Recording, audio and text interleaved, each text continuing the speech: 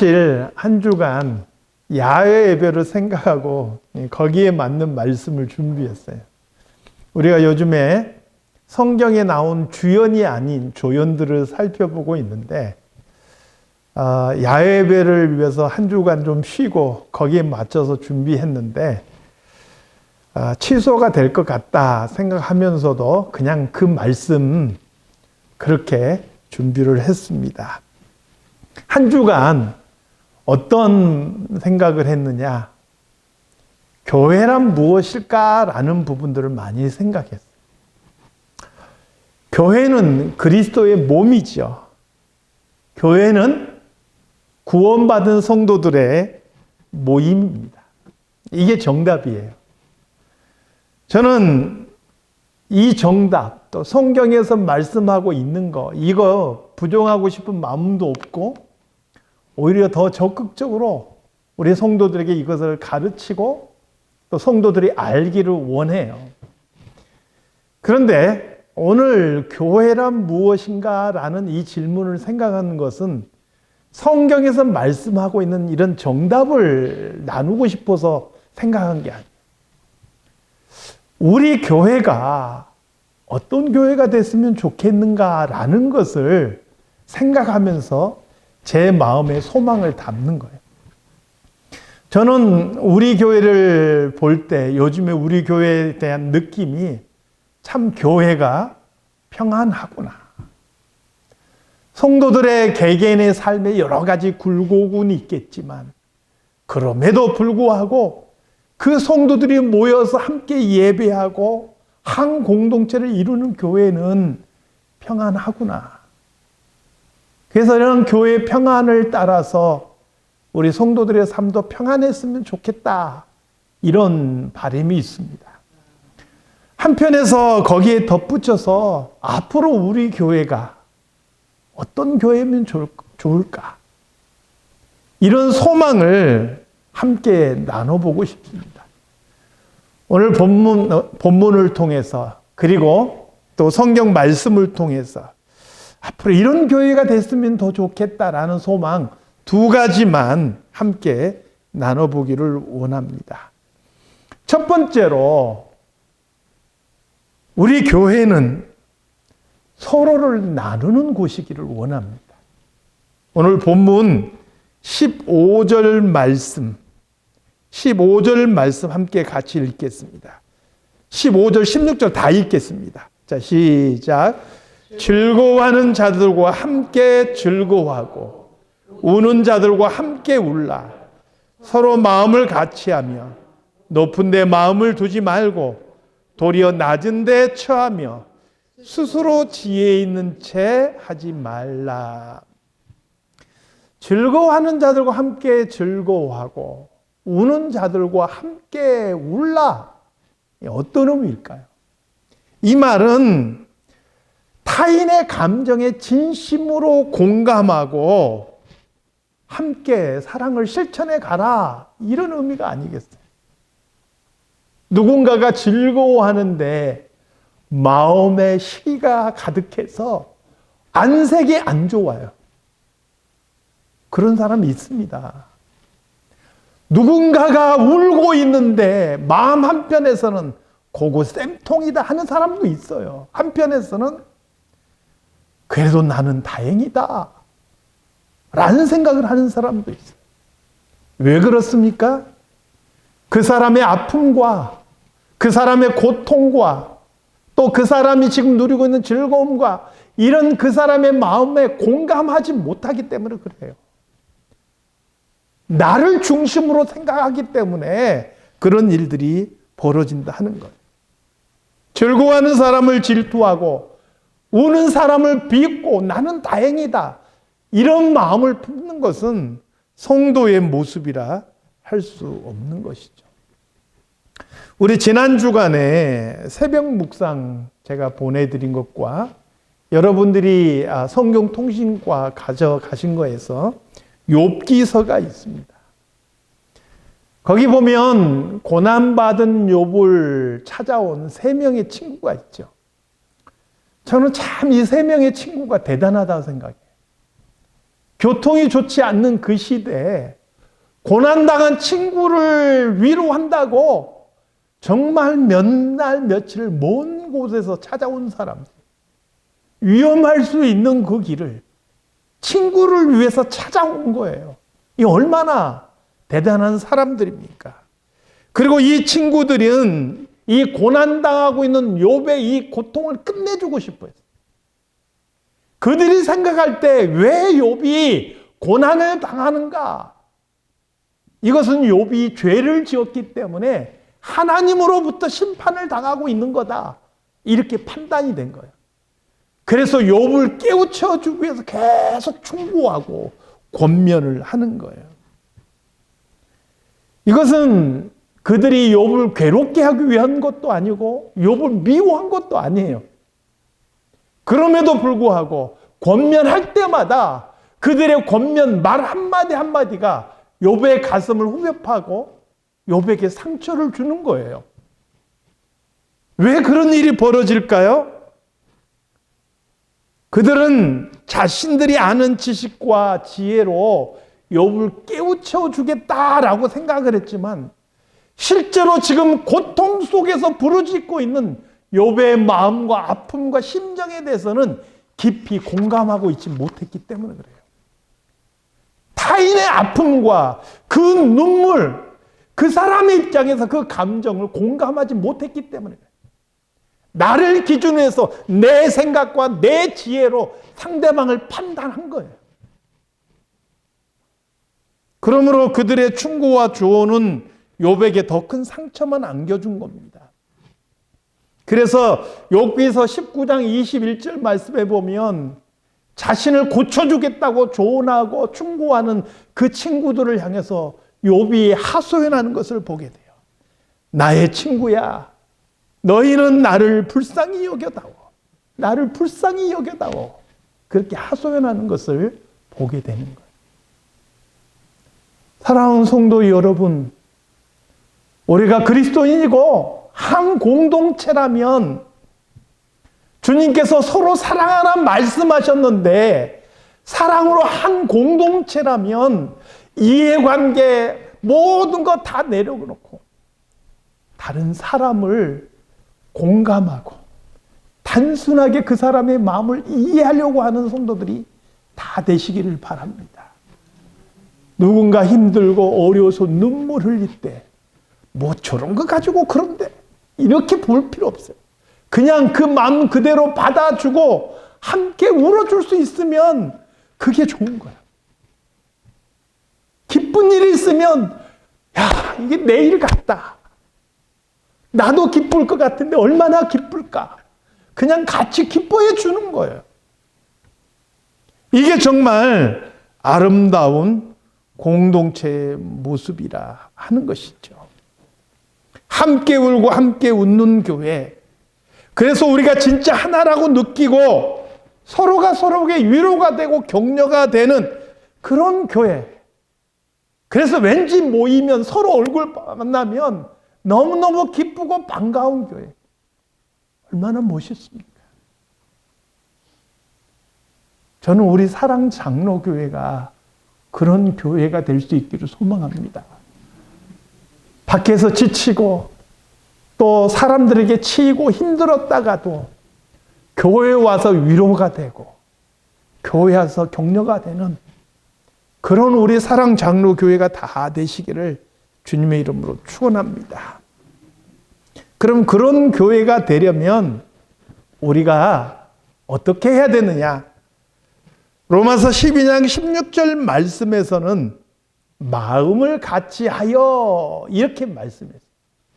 같은 마음이 되어 이렇게 번역해도 될 것 같아요. 마음을 같이 해라. 같은 마음이 되라. 마음을 같이 하는 것의 반대편에 있는 게 어떤 거냐? 높은 데 마음을 두는 거예요. 또 하나는 뭐냐면 내가 스스로 지혜 있다라고 생각하는 거예요. 내가 마음이 높은 데 있어요. 상대방보다. 내가 저 사람보다 지혜가 있고 내가 저 사람보다 더 많은 것을 알고 그래도 저 사람보다 내가 더 믿음이 있다라고 생각하는 거예요. 그렇게 되니까 어떻게 돼요? 그 사람을 가르치려고 들어. 내가 그 사람을 깨우쳐 주려고 생각하는 거예요. 그 사람의 지금 문제와 고통과 아픔에 대해서는 생각 안 해요. 그것보다는 먼저 저 사람의 잘못된 것을 고쳐주고 싶은 거예요. 욥의 친구들은 고난이 죄의 결과라는 너무나 단순한 생각을 하고 있었어요. 고난당하는 욥보다는 그래도 우리는 조금 더 의롭고 하나님 앞에서 괜찮다라고 생각했을지 몰라요. 왜요?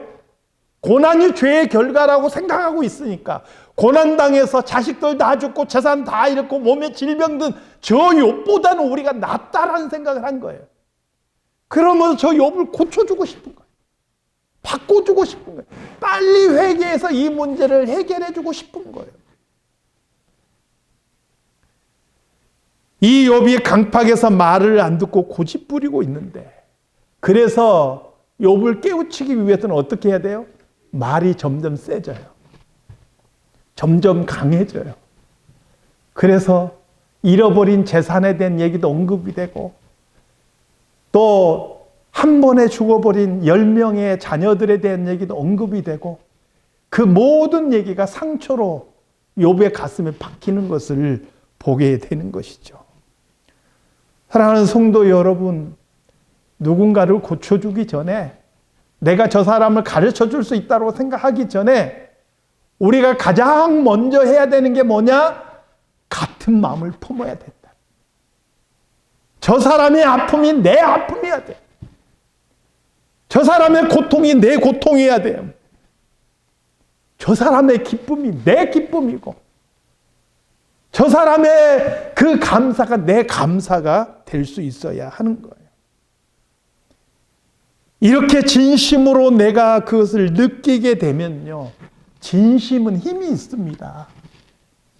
진심으로 함께 울고 진심으로 함께 기뻐할 때 그것을 받는 사람의 슬픔은 반이 되는 거고, 그것을 받는 사람의 기쁨은 배가 되는 거예요. 아멘. 우리 사랑장로교회는 바라건대 서로 같은 마음을 품고 우리 서로의 마음들을 함께 나눌 수 있고, 그것이 위로가 되고 기쁨이 되고 감사가 되는 복된 교회가 다 되시기를 주님의 이름으로 축원합니다. 말씀 한 구절을 읽어보겠습니다. 빌립보서 2장 5절에서 8절 말씀입니다. 자, 시작. 너희 안에 이 마음을 품으라. 곧 그리스도 예수의 마음이니 그는 근본 하나님의 본체시나 하나님과 동등됨을 취할 것으로 여기지 아니하시고 오히려 자기를 비워 종의 형체를 가지사 사람들과 같이 되셨고 사람의 모양으로 나타나사 자기를 낮추시고 죽기까지 복종하셨으니 곧 십자가에 죽으십니다. 우리 예수님께서 하늘 보좌 하나님 그대로 계셨으면 우리의 구원은 없었어요. 그분이 자기를 비우시고 자기를 낮추시고 우리 인간과 같이 되셨고, 그리고 우리를 위해서 십자가에 죽어주심으로 우리의 구원이 이루어진 줄로 믿습니다. 내가 누구보다 더 배웠어도, 내가 누구보다 신앙이 더 좋은 것 같고 신앙 연조가 더 오래되었어도 그건 내려놓고 같은 마음을 품을 수 있는 성도들이 다 되시기를 주님의 이름으로 축원합니다. 두 번째, 우리 교회가 어떤 교회가 됐으면 좋겠는가? 이건 제 개인적인 소망이에요. 저는 우리 교회 성도들이 말에 지혜가 있는 그런 성도들, 또 그런 교회가 될 수 있기를 소망합니다. 인간 세상에 일어나는 정말 많은 일들이요, 다 어디서부터 문제가 생기느냐? 말에서 생깁니다. 혀에서 생깁니다. 그래서 성경에 보면 이것을 경고하는 말씀이 굉장히 많아요. 딱 세 구절만 제가 소개를 할게요. 잠언 26장 20절 말씀에 보니까 나무가 다하면 불이 꺼지고 말쟁이가 없어지면 다툼이 그치니라. 나무가 없어지면 불이 꺼지죠. 말쟁이가 없어지면 다툼이 그친대요. 저는 그 사람이 없으니까 싸울 일이 없네, 이런 사람 되지 않기를 바랍니다. 오히려 그 사람 때문에 다툼이 그쳐야지. 잠언 16장 28절 말씀에 패역한 자는 다툼을 일으키고 말쟁이는 친한 벗을 이간하느니라. 잠언 17장 14절 말씀, 다툼의 시작은 북에서 물이 새는 것 같은즉 싸움이 일어나기 전에 시비를 그치라.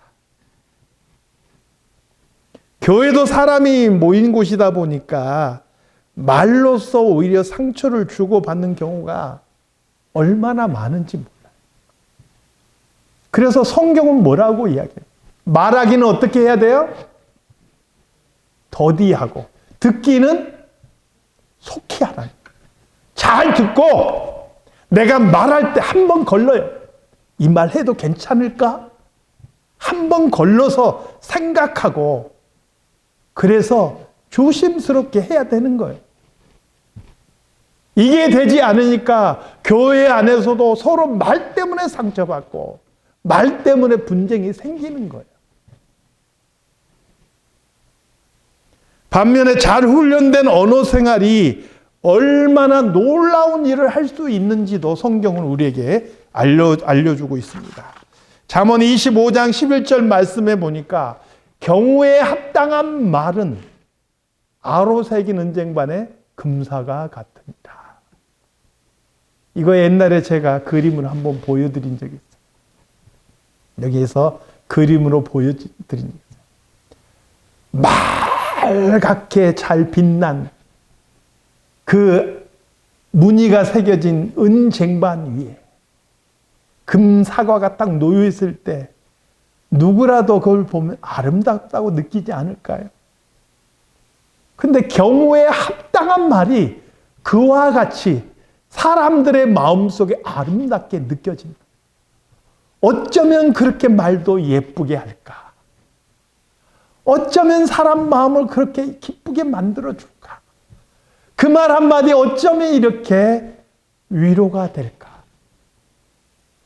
경우에 합당한 말은요, 사람들의 마음을 낫게 해줘요. 그래서 속담에도 말 한마디가 어떻게 한다고요? 천냥빚을 갚는 거예요. 이건 성경의 말씀뿐만 아니라 이 인류가 살아오면서 쌓아놓은 지혜 속에서도 이미 깨달은 거예요. 말이 그렇게 중요한 거구나. 이렇게 말해서 훈련된 사람이 되기 위해서는 어떻게 해야 되느냐? 이사야 50장 4절을 읽겠습니다. 이사야 50장 4절. 자, 시작. 주 여호와께서 학자의 혀를 내게 주사 나로 곰핍한 자를 말로 어떻게 도와줄 줄 알게 하시고 아침마다 깨우치시되 나의 귀를 깨우치사 학자같이 알아듣게 하시도다. 학자의 혀가 있어야 돼. 학자의 귀를 가져야 돼. 그러니까 타고나게 말 잘하는 사람은 없어요. 그냥 타고난 언변이 있으면 말쟁이에 그칠 수밖에 없어요. 근데 여기서 말하는 학자의 혀는 그런 말 잘하는 사람이 아니고 지혜로운 말을 할 수 있는 사람이에요.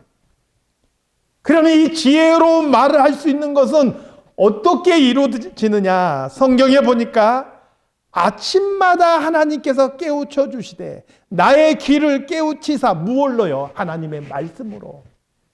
나의 귀를 깨우치사 학자같이 알아듣게.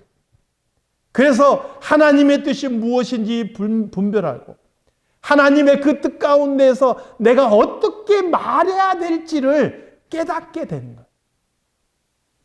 그렇게 말하는 그 말이 사람들, 곰핍한 자를 도와주게 되는 거예요. 그래서 교회 안에서 가진 가장 아름다운 은사가 뭔지 아십니까? 하나님의 말씀을 깨닫고 그 말씀으로 다른 사람들을 도와주는 은사가 가장 귀하고 아름다운 거예요.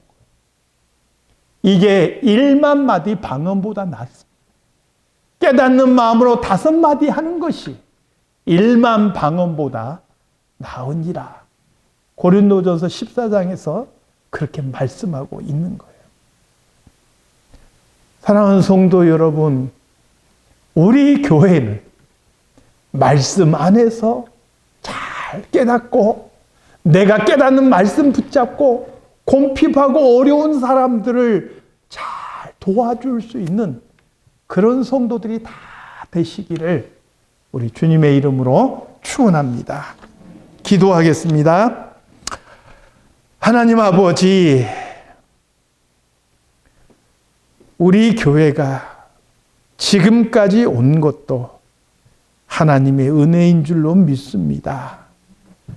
앞으로도 하나님의 은혜 가운데서 이 땅 위에 원하시는 하나님의 뜻에 맞는 그런 교회가 되게 하여 주시옵소서.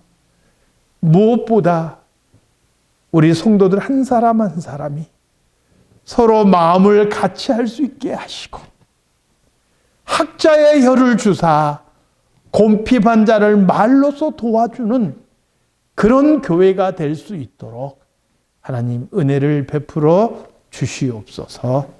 예수님의 이름으로 기도드리옵나이다. 아멘.